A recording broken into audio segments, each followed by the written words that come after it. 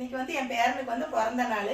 அதுக்கு வந்து என்னமெல்லாம் நான் வைக்க போகிறேங்கிறத ஒரு வீடியோவை விளாகாக எடுக்க போகிறேன். நான் அதை ஸ்கிப் பண்ணாமல் பாருங்கள். பேரை வந்து கிளம்பிட்டு இருக்கிறான். ட்ரெஸ் எல்லாம் மாற்றிட்டு அவனு நான் வீடியோவில் காட்டுறேன். நான் வாங்க பார்க்கலாம். அஸ்ஸலாமு அலைக்கும். இன்னைக்கு என்னமெல்லாம் சமைக்க போகிறோங்கிறத ஒரு வீடியோ போடுறோம். வாங்க என்னமெல்லாம் வைக்கலாங்கிறத பார்க்கலாம். குஸ்கா தான் வைக்க போகிறேன். அதுக்கு ஆயில் ஊற்றிக்கலாம். 1 கிலோக்கு வந்து 200 ஆயில் ஊற்றணும். Sunflower oil. நான் வந்து 1.5 கிலோ ஒயிட் குஸ்கா வைக்கிறதுக்கு 300 ஆயில் ஊற்றிருக்கிறேன்.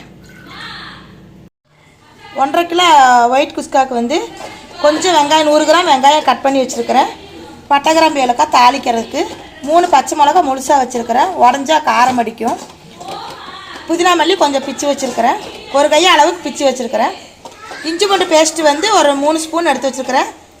ஒயிட் குஸ்காவுக்கு போட்டு தாளித்தோம்னா நான் பூண்டு வந்து நறுக்கி போட மாட்டேன். அது வந்து இஞ்சி பூண்டு அரைச்சி ஒரு 2-3 ஸ்பூன் போட்டுக்கலாம்.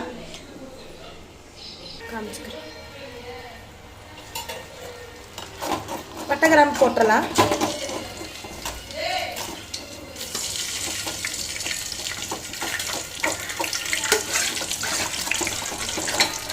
பட்டை கிராம்பு போட்டு எடுத்துருச்சு. அதுக்கப்புறம் வெங்காயம் போட்டுடலாம்.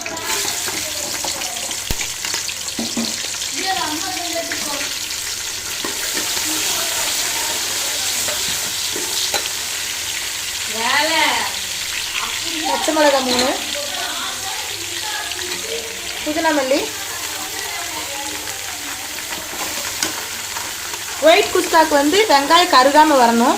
அதனால தான் எல்லாம் ஒன்றாவே போட்டேன். பட்டை கிராம்பு ஏலக்காய் ஃபஸ்ட்டு போட்டேன். 2வது வெங்காயம் புதினா மல்லி போட்டேன். நான் வெங்காயம் ப்ரௌன் கலரில் வந்து குஸ்கா நேரம் மாறிடும். ஒயிட் குஸ்கா வந்து அதனால் இந்த மாதிரி போட்டிருக்கிறேன். அதுக்கப்புறம் வந்து இஞ்சி பூண்டு சேர்த்துடலாம்.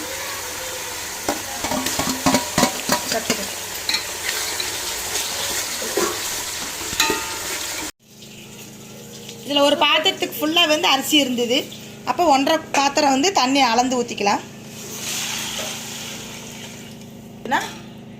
1.5 கிலோ அரிசிக்கு வந்து கரெக்டாக இருக்கும். ஒரு பாத்திரம் வந்து நம்ம 1.5 குண்டா தண்ணி வைக்கணும். தேவையான அளவு உப்பு சேர்த்திக்கலாம். எல்லாம் ஒன்றா கலந்து விட்டுட்டு கொஞ்சம் குடிச்சு பார்த்துட்டு அதுக்கப்புறம் வேணுங்கிற அளவு உப்பு சேர்த்திக்கலாம். அது கூட வந்து போட்டி வந்து வேக வச்சுருக்கிறேன்.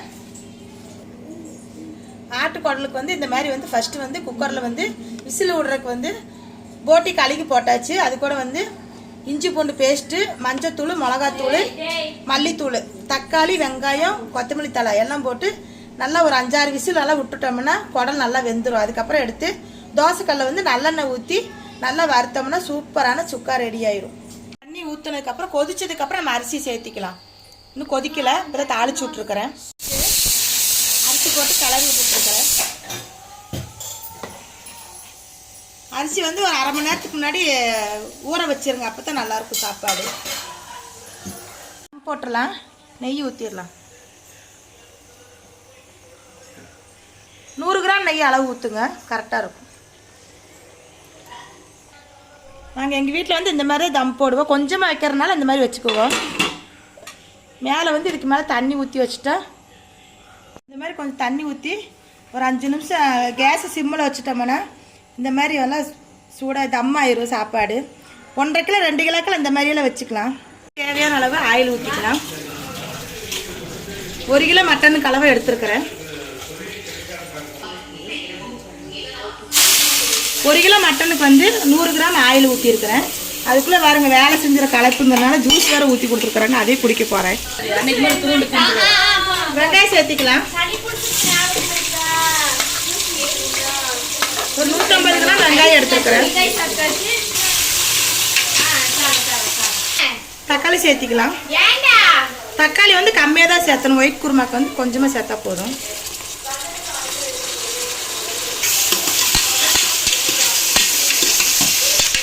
ரொம்ப வணங்க விடாமல் கரெக்டாக வைக்கணும். ஏன்னா வணங்கினா அந்த கலர் மாறிடும். நம்மளே சேர்த்திக்கலாம்.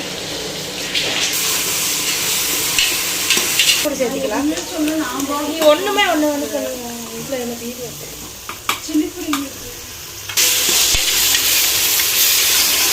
ஸ்பூன் 5-6 ஸ்பூன் வந்து இஞ்சி பூண்டு பேஸ்ட்டு சேர்த்திக்கலாம். வாஷ் பண்ணி வச்சாச்சு. மட்டனை சேர்த்திக்கலாம்.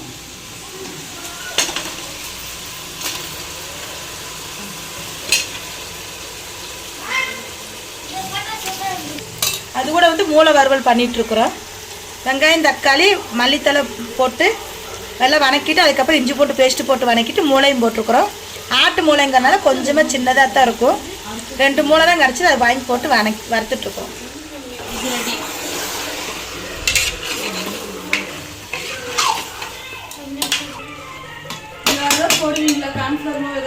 கறி வணங்குறதுக்கு உப்பு சேர்த்திக்கலாம். அது கூட வந்து சில்லிக்கு பரட்டிட்டு இருக்கிறோம். பரட்டி வச்சதான் கொஞ்ச நேரம் ஊறணும். சாப்பிடும்போது சூடாக வறுத்துக்கிறதுக்கு பரட்டிட்டு இருக்கிறோம். ஒயிட் குருமாக்கு கொஞ்சம் தயிர் சேர்த்திக்கலாம்.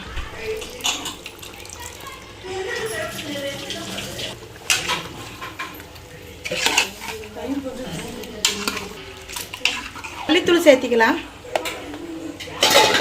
நம்ம தேவைக்கேற்ப ஒரு 4-5 ஸ்பூன் சேர்த்திக்கலாம் மல்லித்தூள்.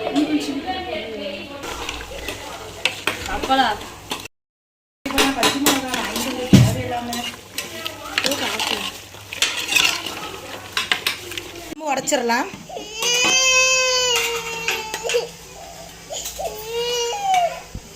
சூப்பராக ரெடி ஆயிடுச்சு ஒயிட் குஸ்கா. சூப்பராக ரெடி ஆயிடுச்சு. நல்லா உதிரி உதிரியாக சாப்பாடு.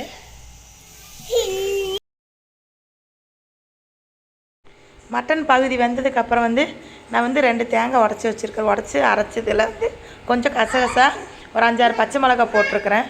ஒயிட் குருமாங்கிறனால பச்சை மிளகா போட்டு தேங்காய் அரைக்கணும்.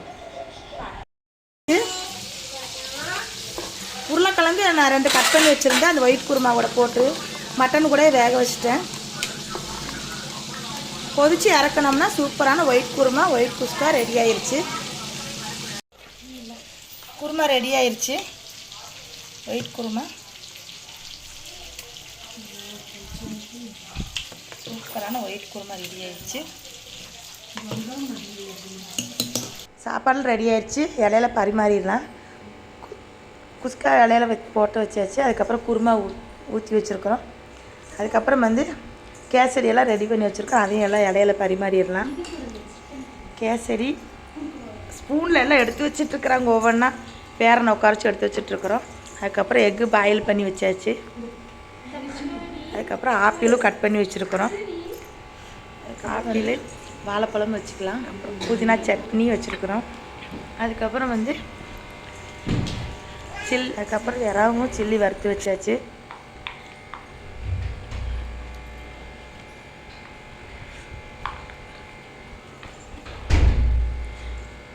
மூளை வந்து ஃப்ரை பண்ணி வச்சுருக்குறோம். அது பெப்பர் தூள் போட்டு அழகாக சூப்பராக மூளை ஃப்ரை பண்ணி வச்சுருக்குறோம். கூடவே மட்டன் கோலா உருண்டை ரெடி பண்ணி வச்சாச்சு. அது கூட வந்து ஆட்டுக்குடல் வந்து பெப்பரெல்லாம் தூக்கலாக போட்டு நல்லா சுக்கா போட்டு ரெடி பண்ணி வச்சுருக்குறோம். அதுக்கப்புறம் லெக் பீஸு அதுவும் ரெடி பண்ணியாச்சு. நல்லா மொறு மொறுன்னு சிக்கன் 65 அதுவும் வறுத்து வச்சாச்சு. அது கூட வந்து வெண்ணிலா ஐஸ்கிரீமு மலாய் குல்ஃபி எல்லாம் ரெடி பண்ணி என் பேரனுக்காக எல்லாம் வந்து பிறந்த நாளைக்கு எல்லாம் ரெடி பண்ணி பேரனை உட்கார வச்சு எல்லாம் எடுத்துருக்குறோம். சாப்பிட்றது அவன் சாப்பிட போகிறதில்ல. என் பேரை சாப்பிட்டது குஸ்காவும் வேக வச்ச முட்டையும் தான் அவன் சாப்பிட்டான். பாக்கியெல்லாம் நாங்கள் தான் சாப்பிட்டோம். சாப்பிட்டு என்ஜாய் பண்ணோம். அடுத்து கேக் வெட்டுறதுக்கு ரெடி ஆகிட்டோம். கேக் வெட்டுறதுக்கு என் பேரனுக்கெல்லாம் கேக் வந்து வெட்டுறதுக்கு போகிறோம்.